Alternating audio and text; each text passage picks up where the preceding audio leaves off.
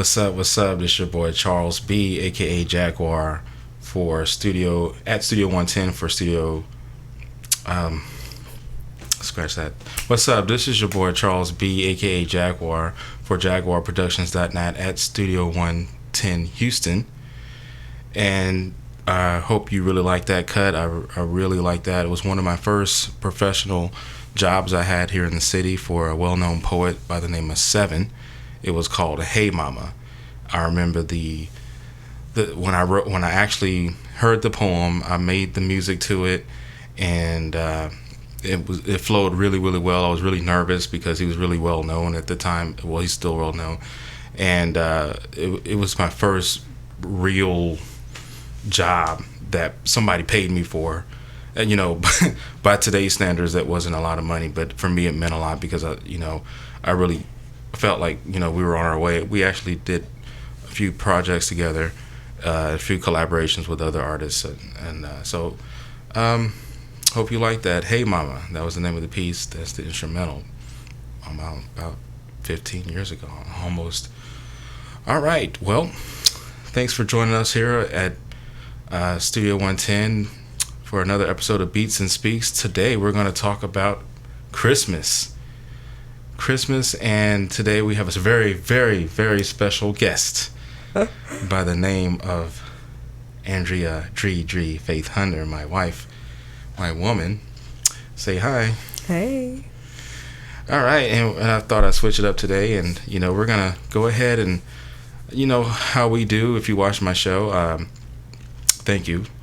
But if you watch my show, I get deep and I get very political and I get very touchy subjects. Today, we might actually cover that, but I'd like to speak a little bit more about us and what we're gonna be doing for Christmas and our situations at this time. Just to get you a little bit more of an idea who you're talking to. All right, Christmas. All right. 2 days away. Yeah. 2015. What do you think about seeing Star Wars? About seeing Star Wars. Yeah. I know that everybody is talking about it, and they're actually doing a really good job of not talking about spoilers. I've seen like a lot of posts about no spoilers, and I haven't heard or seen or read anything. So, other than the fact that the movie is supposed to be really good, so we're going to see it. Okay. But it's Christmas for not everybody can do Christmas and take the whole family to see a movie like that right now.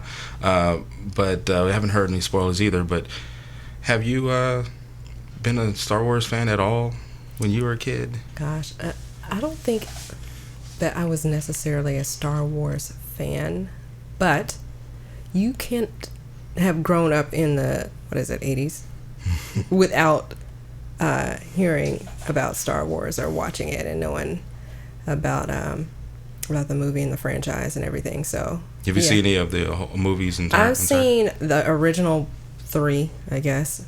I didn't know you saw those. Yeah, I saw the original 3 of them, and they were good. I mean, yeah, I like the first 3. I don't even remember which one is. I'm a Star Wars fan, casually. I don't know which one is which, and I know that's blasphemy for some of you guys. But for me, it was a great movie, but I'm really more into the action-packed, Die Hard, Back to the Future type stuff. But Star Wars, I liked it, but again, I wasn't Die Hard. The second installment, the prequels, weren't really all that great, but to me, it told a story, and it was enough for me to get a little bit more involved. I even started watching a new spinoff called The Clone Wars. It was an animated series, which is actually, to me, my favorite Star Wars installment yet. But yeah, we're gonna have to wait on that. We got Christmas coming up. We got to get some gifts. And speaking of that, we got the little one who is really good. And she was good this year. Yeah, she's been pretty nice. We got her some stuff from Yo Gabba Gabba. That's her favorite show. To this day, I don't understand the Yo Gabba Gabba draw, but she's crazy about it. She loves that show.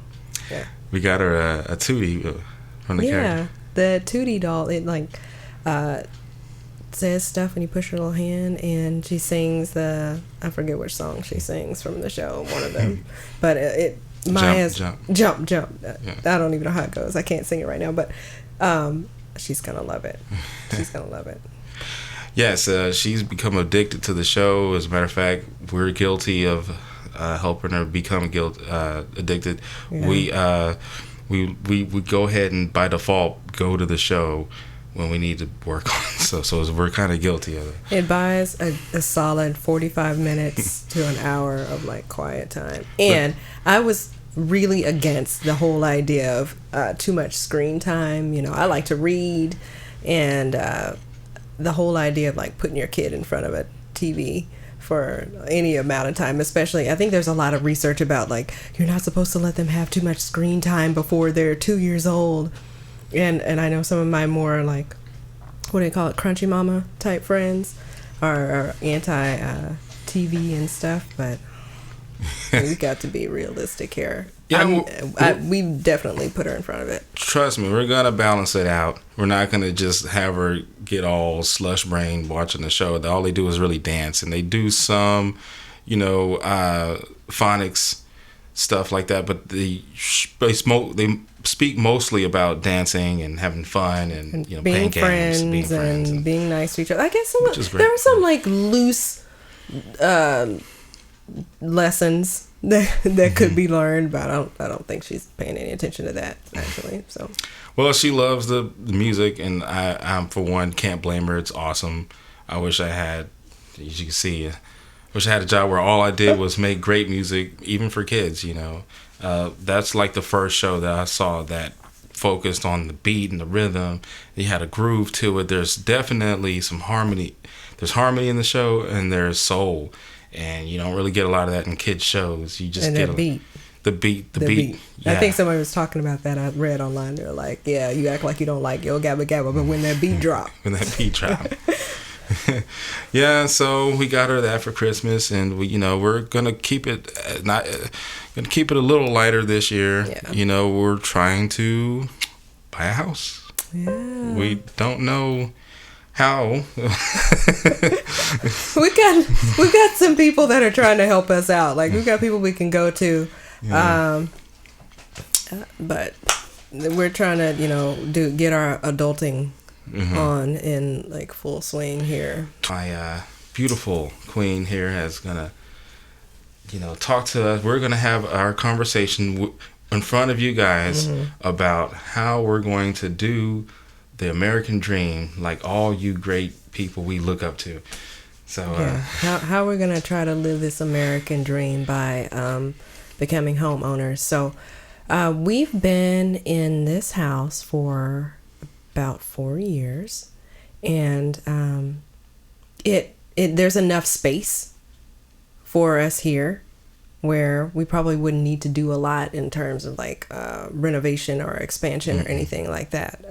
Not right away, unless we get that like big come up, then we probably want to do something like that. But the house is a good house. The girls have their own rooms and plenty of space, and we're able to have office space and studio space and everything. So we'd like to be able to just buy the house. First of all, I hate moving. I don't know if there's anything besides like roaches and when the trash bag is not in the trash can when you go to put the trash in there. Other than those two things, I don't think there's anything that I hate more than packing up all your stuff and trying to move it. There's so much stuff that you can accumulate over 4 years, right? Like when we moved the last time, we were in this little apartment, and it was amazing how much stuff was in there when we were trying to pack it all up. I swear to God, I packed away about 2 trucks worth of trash, and I had to find... Not all of that was trash. Yeah. So he threw away my baby book from when I was a baby because it was in a box. It was in like a... She's trying to over-sentimentalize it. No. There was nothing in there but pictures of me as a baby. Envelopes and mail from like things that we can't get back. Okay. Some homeless person is pouring through my memories right now. Fires or something are pouring through it. But It's in a yeah, trash heap. we have even more stuff than that now. Even though we've done a great job of purging all out of it, but we have a storage facility, which is the garage, full of the things that we really need to sift through and be more realistic about how we're going to keep it or not. Because we want to be prepared if we have to, find alternative living quarters. Yeah, there may or may not be several boxes of fairy wings. Fairy wings, horse heads on a stick. Hobby horse is called a hobby horse. Okay. That's what it's called. We got radio flyer wagons in there, like 10 of them. No, there are no radio flyer wagons in there. We got like 4 couches that she just wanted to There's keep. one couch in there, and it's yours. See? That's your couch that's in there. So most of that stuff that's mine is small. Like, he's got them big things in the storage facility, the garage. Which used to be this studio. Yeah, well, but it was hot. Because Houston weather, though. It's like super hot. We tried to have, it was an AC unit in there. We had a portable AC unit in there, and it would cool off the area like right in front of you. And that's it. Yeah, it only cooled off maybe 5 feet radius, if that, and then it would just dissipate into the air. Yeah. But, so you were saying, like, the house, that we like it. We love it because the little one, she gets to go to sleep in her own quarters, which makes, that's another thing. Okay, so sleep. She's almost 15 months old. She did not start even remotely sleeping through the night until she was 11 months old, and that's when I did the first round of attempt to sleep training, which you had some misgivings about.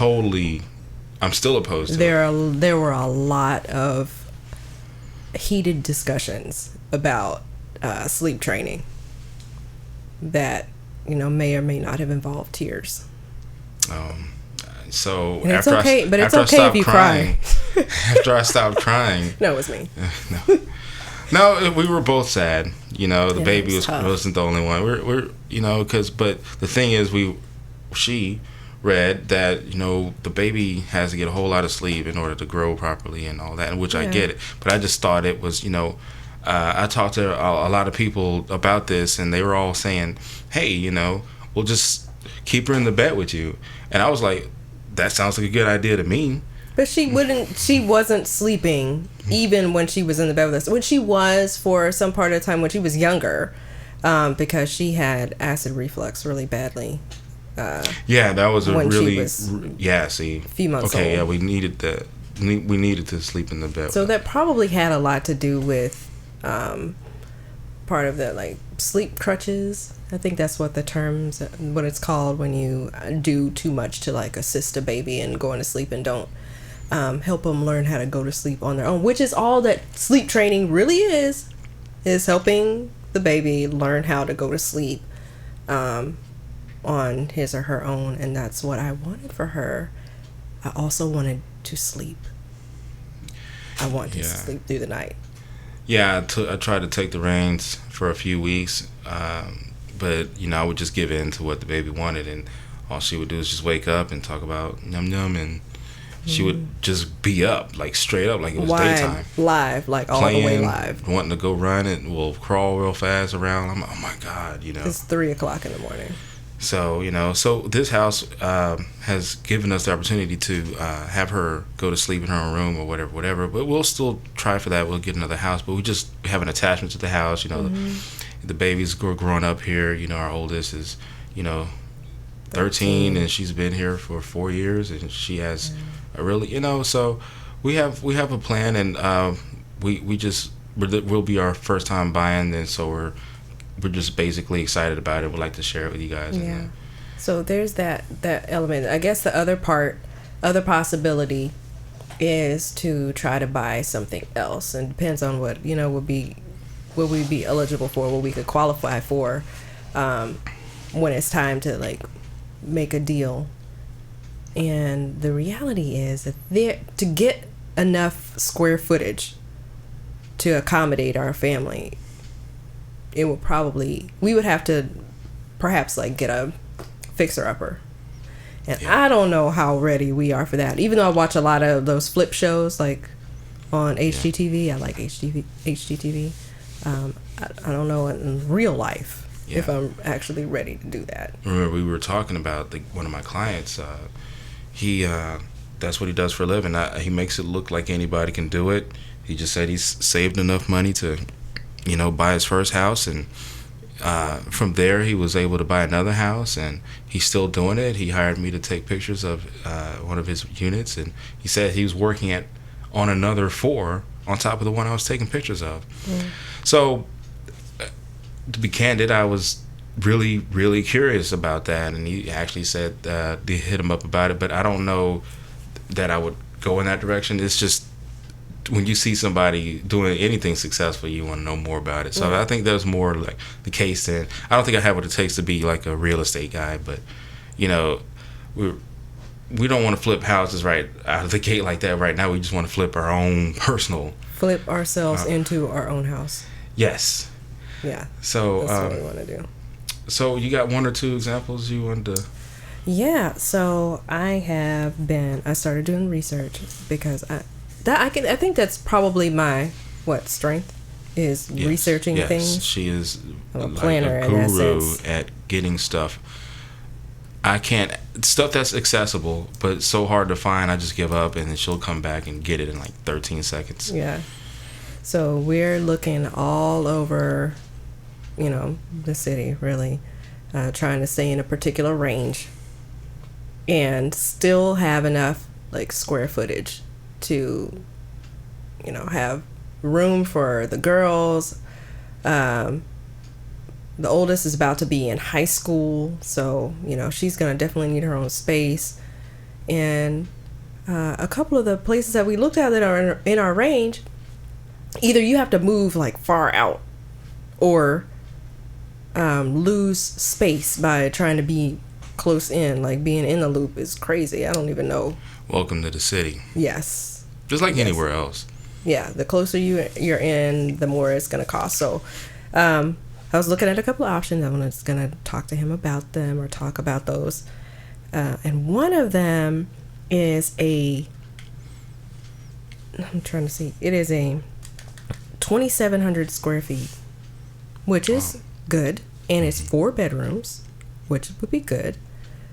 And it needs a whole lot of work. I was scrolling through some of the pictures. One of them is like a hole. I'm not sure if the hole is because the way the picture is like turned sideways, I don't know if the hole is in the floor or in the wall or in the ceiling, but there's just a hole. And I don't know anything about fixing it. I do know that if there's a big hole like that, there's probably some problems behind the hole. It's not just patch the hole up and put a painting over it. It's a cause and effect. The hole don't just happen. Something is messed up in it. Every time there's a cause, there's always a money. I've watched enough of these shows to know that when you pick a house that has like something like that happening in it, there's always something else wrong. Like plumbing, there's like a plumbing problem, or there's a wiring problem, or foundation, or roof. Just watch like one episode of what is the other show that I really like with the two people. You watch it too, David and Hillary. Love It or List It. Yeah. On Love It or List It, there's always one of those 4 problems is going to be. There's going to be foundation, electrical, plumbing, roof.